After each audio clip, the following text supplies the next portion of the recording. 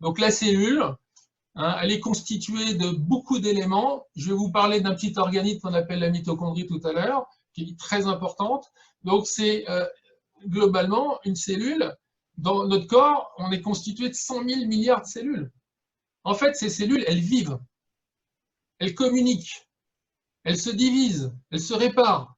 Donc, si vous voulez, il faut à peu près 114 nutriments pour faire fonctionner une cellule. Si on n'a pas ces cellules, ça ne fonctionne pas. Si on n'a pas les nutriments, ça ne fonctionne pas. Donc, il faut se nourrir de façon optimale pour nourrir nos cellules, pour nourrir nos organes.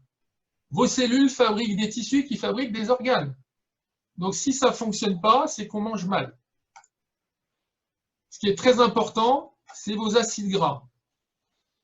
Vos membranes de chaque cellule et de toutes vos cellules, c'est-à-dire qu'elles soient cardiaques, le cœur, le poumon, le cerveau, est constituée de ces membranes constituées en fait d'acides gras, de lipides et de cholestérol. J'insiste bien, le tueur n'est pas le cholestérol, c'est le sucre.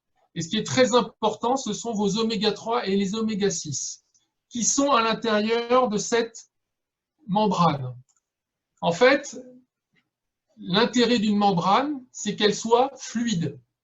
Plus vous allez avoir une fluidité des membranes, plus la capacité à se diviser, à communiquer, à fabriquer, à recevoir des informations va être importante.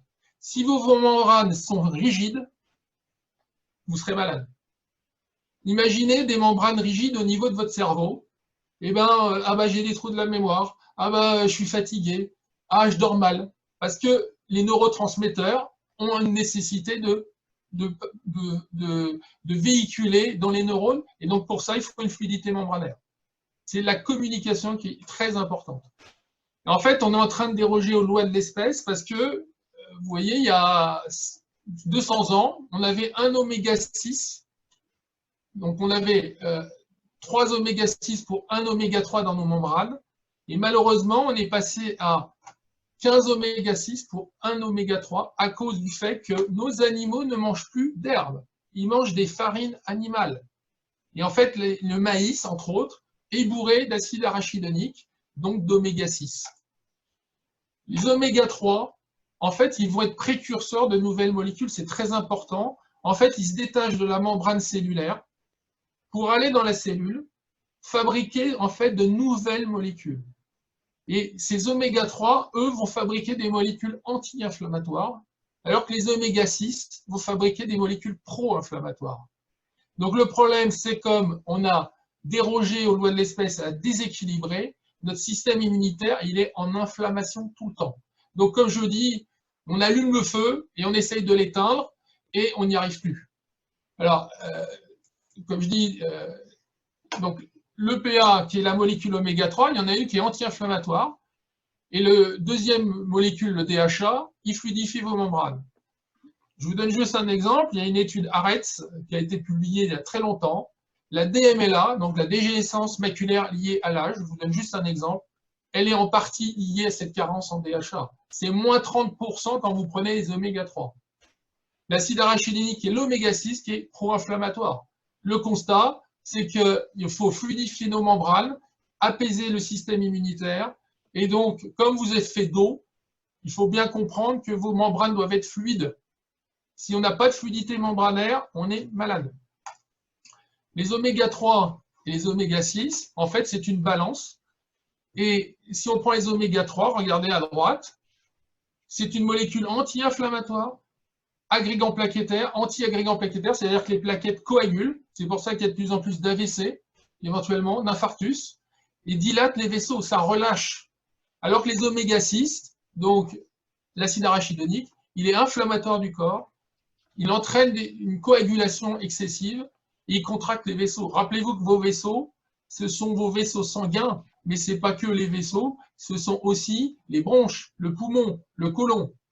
Hein, donc tout ça, c'est lié en fait à cette oméga 3 et oméga 6 qui sont absolument dérégulés et il n'y a plus assez d'oméga 3 dans notre alimentation. Regardez le rôle des oméga 3, c'est incroyable, c'est la peau, c'est les fonctions cardiaques, c'est le système nerveux central, c'est le développement, on oublie l'embryologie, c'est pour ça que j'ai parlé d'autisme, hein, c'est un modulateur de toute notre inflammation, hein, et ça agit sur la vision. Donc, ça a des rôles de production d'énergie, de structure, de modulation du système nerveux, enfin du système immunitaire, pardon. Donc, ça régule beaucoup de choses. En fait, comme on a trop d'oméga 6, ces deux molécules, en fait, vont déterminer l'intensité de la réaction immunitaire. Et le problème, c'est que la réaction, elle devient exagérée, disproportionnée, explosive. Je vous donne juste un exemple. Si vous prenez un moustique, ça va être très bête, vous prenez une tapette, vous le tuez. Ben là, nous, on est en train de tuer le moustique avec une bombe. Donc, le problème, c'est que la bombe, elle nous fout le feu. Et si on a le feu, eh ben, on n'arrive plus à éteindre. Donc, on est en inflammation, on brûle à l'intérieur. Il faut comprendre que cette notion, elle est primordiale. C'est pour ça que je vous marque après qu'on est en train d'avoir une explosion des maladies auto-immunes, des cancers, l'endométriose en a de plus en plus, des syndromes métaboliques, des maladies cardiovasculaires et diabétiques. L'inflammation, rappelez-vous, c'est quoi? C'est douleur, rougeur, œdème, chaleur. Et ça se passe dans votre corps. Et le problème, c'est qu'on ne s'en rend pas compte. C'est vicieux, c'est comme le diabète, on ne s'en rend pas compte. Voilà les signes, c'était pour rire. Douleur, rougeur, chaleur. Fais-nous rire, Richard, fais-nous rire un petit peu là. Et donc, je vais vous parler de la mitochondrie, qui a justement la capacité à fabriquer cette énergie. Notre corps, si on n'a pas d'énergie, on ne peut pas fonctionner. Donc, c'est un organite qui est dans la cellule, et il y a 2000 à 3000 mitochondries par cellule. Il y en a 3 millions de milliards dans le corps humain. Donc, vos mitochondries, elles sont partout, dans le foie, dans le cerveau, dans le cœur. Quand on fait un infarctus, il y a une anomalie de la capacité à fabriquer de l'énergie. Hein, c'est une ancienne bactérie, je ne vais pas en dire plus. Et la membrane interne de cette mitochondrie, là, vous voyez une mitochondrie dans le schéma à droite, il y a des crêtes. Et en fait, cette membrane interne doit être la plus riche en oméga 3 pour avoir une fluidité membranaire. Parce que, si vous voulez, ce qui est très important, c'est que lorsque nous mangeons, vos glucides, vos lipides, vos protéines, votre viande, le sucre, en fait, ça va dans cette machinerie.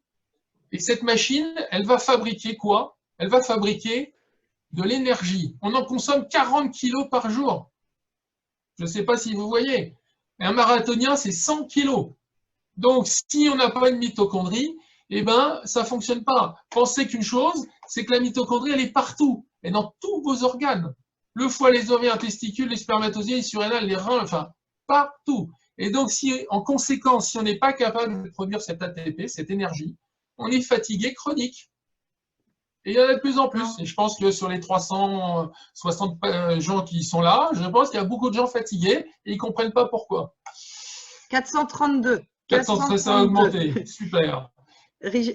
Juste te fais un petit rappel horaire sur la fin, Richard. Je vais faire vite. Merci. Les mitochondries, ce qui est extraordinaire, c'est qu'elles fabriquent l'énergie. Mais croyez-moi, le cycle du calcium, c'est la mitochondrie. Vos hormones sexuelles, la progestérone, les oestrogènes, la testostérone, c'est le cholestérol qui est le précurseur. Et elles vont dans les mitochondries de vos ovaires, des testicules pour fabriquer ces hormones. Donc, pas de cholestérol, pas d'hormones, on n'est pas bien.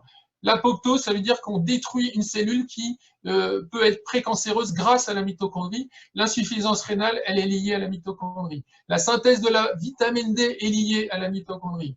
Donc, pas de mitochondrie. Si les mitochondries ne fonctionnent pas, on est mort. Votre corps, vos mitochondries, créent des déchets. Ces déchets, il faut des sacs poubelles. Le sac poubelle, ce sont nos antioxydants. Et si on n'a pas d'antioxydants, on va créer un stress oxydant. C'est-à-dire qu'on va déséquilibrer ce rapport entre les réactions d'oxydation et antioxydants. Et à ce moment-là, eh ben, on risque d'être malade, de créer de l'inflammation chronique. D'accord?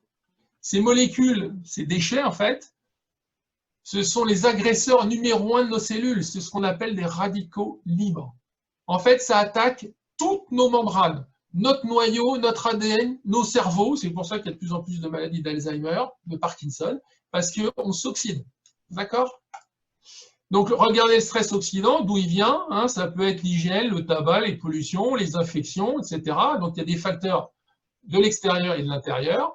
Et les conséquences, bah, c'est partout. Ça peut être l'articulation, les vaisseaux, les reins, le tube digestif, le diabète, le poumon, l'asthme. Ça génère toutes les pathologies. Donc, c'est l'inflammation qui nous tue et ce n'est pas le cholestérol. Donc, la mitochondrie, il faut un environnement de santé et un vieillissement harmonieux. Et pour ça, il faut malheureusement beaucoup de micronutriments qu'on n'a plus. Je vais juste dire sur l'intestin des choses très importantes. L'intestin, il contient un système nerveux, 600 millions de neurones. C'est un organe qui produit des hormones. Et il y a tout le système immunitaire, il y a 85% des cellules immunitaires qui sont au niveau de l'intestin. Mais l'intestin, c'est une dualité fonctionnelle parce que ça veut dire quoi? Il faut manger, en même temps, il faut absorber ce que nous mangeons, et en même temps, doit faire office de barrière. L'intestin, c'est une frontière qui ne doit pas être franchie. Donc, qu'est-ce qui permet de fabriquer cette barrière? Les acteurs, c'est la muqueuse, vos cellules intestinales, le mucus, vos bactéries et le système immunitaire. Donc, la surface de l'intestin, c'est 300 à 1000 mètres carrés, d'accord? Et elle est constituée simplement, malheureusement, d'une monocouche de cellules. L'intestin n'avait pas prévu qu'on changerait la donne alimentaire en 50 ans.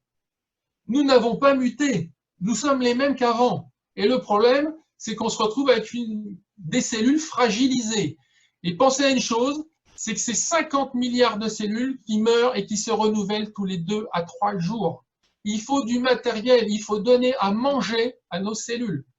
Donc des oméga 3, beaucoup de choses.